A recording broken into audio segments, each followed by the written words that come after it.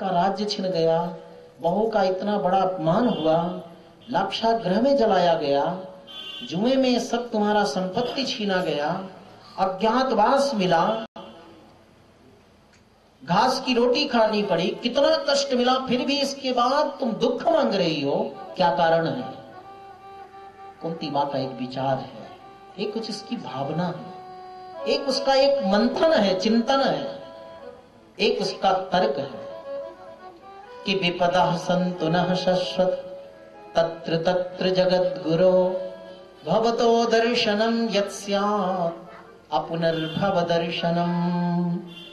हे केशव, हमारे जीवन में जब तक दुख था तब तक आप हमारे साथ साथ में थे, हमारे प्रत्येक कष्ट विपत्ति के समय आप थे, और आज जब मेरे बेटा को इस राज सिंहासन में बैठने का अवसर आया, अर्थात जीवन में सुख आ गया, तो आप हमें छोड़ करके द्वारिका जा रहे हो। इसका मतलब जहां दुख रहता है वहां तुम रहते हो, और जहां सुख रहता है वहां से तुम चले जाते हो। मुझे मालूम है केशव कि जन्मैश्वर्य श्रुतश्री भी एधमान मदः पुमान नैवार्हत्य विधातुम त्वं त्वाम किंचन गोचरम। किसी को अपने जन्म का अभिमान हो जाए कि मैं उत्तम कुल में जन्म पाया हूं, तो आपको नहीं पा सकता। किसी को अपने ऐश्वर्य का अभिमान हो जाए, मेरे घर में तो 1000 लोग काम करते हैं, उसको भी आप नहीं मिलते। किसी को ज्ञान का अभिमान हो जाए, मैं तो समस्त शास्त्रों का ज्ञानी हूं, उससे भी आप दूर चले जाते हो। किसी को धन का अभिमान हो जावे तो भी आपका भजन नहीं कर सकता। ये 4 अभिमान आपकी प्राप्ति में बहुत बड़ी बाधा डालते हैं।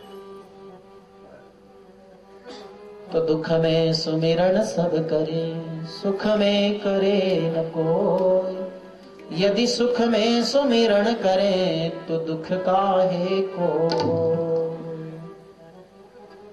इसलिए हमें दुख चाहिए। कन्हैया ने कहा, नहीं नहीं बुआ जी, तुमने जीवन में बहुत दुख पाया, दुख का वरदान नहीं दूंगा, तुम्हें तो सुख ही मिलेगा जीवन में, क्योंकि मेरे भक्ति मेरी शरणागति का फल है कि उसके जीवन में सुख और आनंद। हाँ, आपको मेरा दर्शन करना है ना, तो आप जब भी याद करोगी बुआ जी, तो आपके सामने मैं प्रत्यक्ष देखूंगा। क्या मतलब? सुख संपत्ति वैभव पद प्रतिष्ठा पाने के बाद भी जो भगवान की भक्ति नहीं छोड़ते, भगवान कहते हैं मैं उनके अत्यंत नजदीक रहता हूं, अत्यंत सन्निकट रहता हूं। कुंती बुआ को सुंदर आशीष दे रहे थे। उसी समय वह दुष्टात्मा स्वत्थामा ने ब्रह्मास्त्र का प्रयोग किया। कौरव पांडवों के बीच में एक ही व्यक्ति है जिस बचा हुआ है, जो वंश को चलाने वाला, और वो है तो केवल एक उत्तरा है, जिस उत्तरा के गर्भ में बालक है जिसका नाम परीक्षित पड़ने वाला है। उसके ऊपर ब्रह्मास्त्र का प्रयोग किया। अंतःपुर से, राजमहल के अंदर से बिलखती तड़पती दुखी दौड़ती आई है उत्तरा, और कहती है, पाहि पाहि महायोगिन देव देव जगतपते, नान्यम तदभयम पस्ये यत्र मृत्यु परस्परम। संसार में क्या, एक चींटी से लेकर ब्रह्मा पर्यंत सबको मृत्यु से भय है भगवान। मृत्यु से यदि कोई निर्भय है तो एकमात्र आप सर्वेश्वर भगवान ही निर्भय हैं, क्योंकि मृत्यु आपके बस में है। जो मृत्यु से डरता नहीं, निर्भय, वही मृत्यु से बचा सकता है। मैं अपनी रक्षा के लिए आपकी प्रार्थना नहीं कर रही, आप तो मेरे गर्भस्थ शिशु की रक्षा करिए, जो एक हस्तिनापुर का राजकुमार बनेगा, जो पांडवों के वंश को चलाने वाला होगा, जो पांडवों को जल देने वाला होगा। ऐसे मेरे गर्भस्थ शिशु की रक्षा करिए भगवान, मैं आपकी शरण में हूं, मेरा रक्षण करिए। देवी उत्तरा की प्रार्थना शरणागति को सुनकर भगवान उत्तरा के गर्भ में पहुंचे, अंगुष्ठ के समान रूप धारण किया। ब्रह्मास्त्र के बदले कोई अस्त्र चलाओ तो उसकी शक्ति बढ़ती है, लेकिन एक भगवान का सुदर्शन चक्र ऐसा है जो ब्रह्मास्त्र को भी निष्फल बना देता है। तो वैष्णवम तेज आसाद्य समसाम्यद्भृगुद्वः। भगवान ने अपने सुदर्शन चक्र से ब्रह्मास्त्र को निष्फल कर बालक की रक्षा की। संत जन तो यहां तक कहते हैं कि ब्रह्मास्त्र के प्रयोग से वो बालक जल गया था, नष्ट हो गया था। जैसे कोई गोबरी को आग लगा दे, राख बन जाए, वही उस गर्भस्थ शिशु की स्थिति थी। लेकिन अनंत शक्ति भगवान कृष्ण ने अपने संकल्प, अपने चरण के स्पर्श से उस मृत बालक को भी जीवित कर दिया। बोलिए श्री आनंद कंद भगवान की। रक्षण किया है। पुनः जब रथ में बैठे तो युधिष्ठिर जी दुखी हो गए। हे जरार्दन, हे कृष्ण, मेरे कारण ही ये महाभारत युद्ध हुआ। मेरा जन्म होता नहीं, महाभारत युद्ध होता नहीं।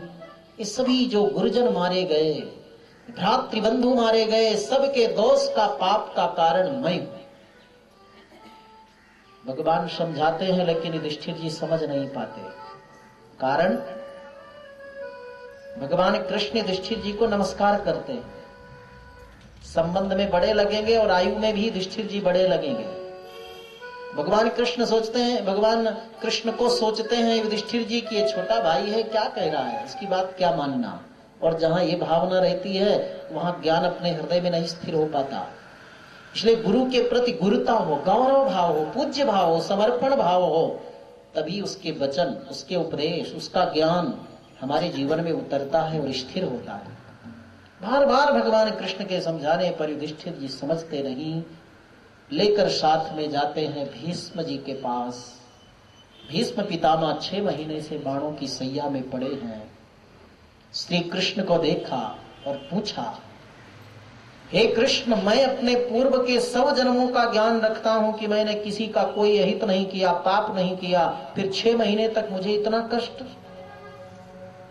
भगवान ने कहा, भीष्म जी, आप 100 जन्मों का ज्ञान रखते हो, मैं तुम्हारे 101 जन्म का ज्ञान रखता हूं। 101वां जन्म था ना पहले, तो तुम राजा थे, रास्ते में जा रहे थे, एक गिरगिट था, उसको उठाकर बचाने के लिए किनारे रखा, लेकिन वो कांटों में जाकर गिर गया। 6 दिन तक वो तड़पता हुआ प्राण त्यागा।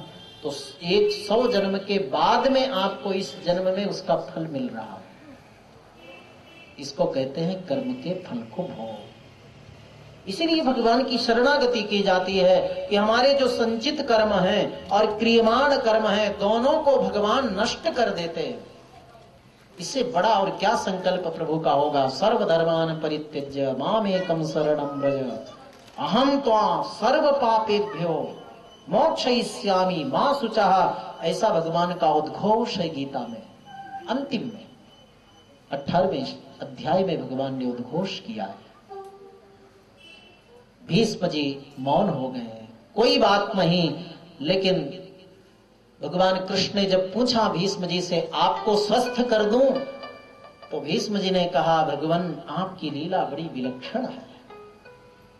बड़े बड़े अमलात्मा, विमलात्मा, योगी, यति, सन्यासी बड़े बड़े जन्म जन्मांतर युगांतर तक साधना, उपासना, सत्कर्म, ध्यान, अनुष्ठान, व्रत, नियम, संयम करते रहते हैं, फिर भी अंतिम समय में आपका दर्शन नहीं होता मरते समय, और आप मुझे दर्शन देने के लिए आए हो। जन्म जन्म मोनि जतन कराहि, जन्म जन्म मोनि जतन कराहि, जन्म जन्म मोनि जतन कराहि, जन्म जन्म मोनि जतन कराहि। अंतरात्मा